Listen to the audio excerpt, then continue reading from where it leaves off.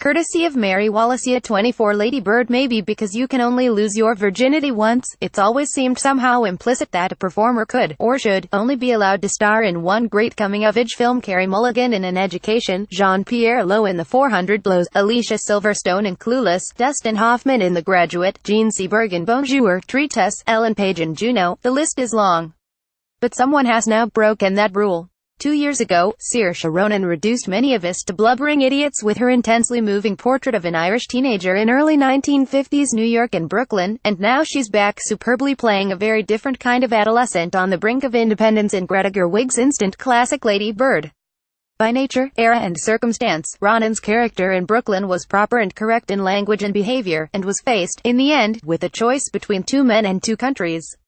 In Lady Bird, Ronan, self-nicknamed Catholic high school senior, who has been severely let down by two guys they can hardly be called men, must summon the fortitude to unshackle herself from her family ties in boring Sacramento and plunge into post-9/11 New York and college and whatever that may bring.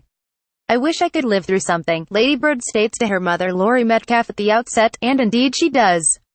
Nothing is more daunting to her than her mom's smothering negativity, the latter's fear of losing her only daughter expressed in the most suffocating manner, which only further ensures the baby will run as far away as possible.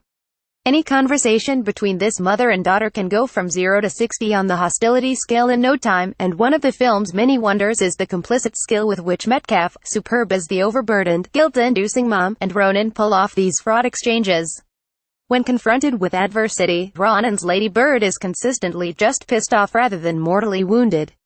Upon catching an initial beau making out with a guy in a bathroom stall, she merely screams and that's the end of it, while she seems more disappointed than crushed by her first lover's post-coital nonchalance. A true romantic she doesn't seem to be. One of the keys to Ronan's performance is how astutely she mixes sure-headedness with uncertainty. She makes you feel the agitation, the anxiety of her situation, without ever losing sight of her confidence that she'll get out and on with her life. One striking and yet invisible virtue of Lady Bird is that, despite its being obviously autobiographical, across two viewings I never once thought of Ronan as a stand-in for Gerwig. Other than for the blondish hair, they don't look alike, but it's more that their bearing and style are so different. With Gerwig, I'm always holding my breath for her to do something charmingly goofy or enchantingly antic, and I rarely have to inhale in between. She's a rare contemporary reminder of the likes of Carole Lombard or Lucille Ball. A Lady Bird starring a 20-year-old Gerwig would have been a very different film.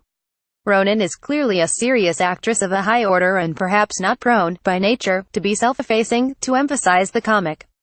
Rather, her performance contains the multitudes, the many fleeting moods and charged emotions of adolescence on the brink of independence.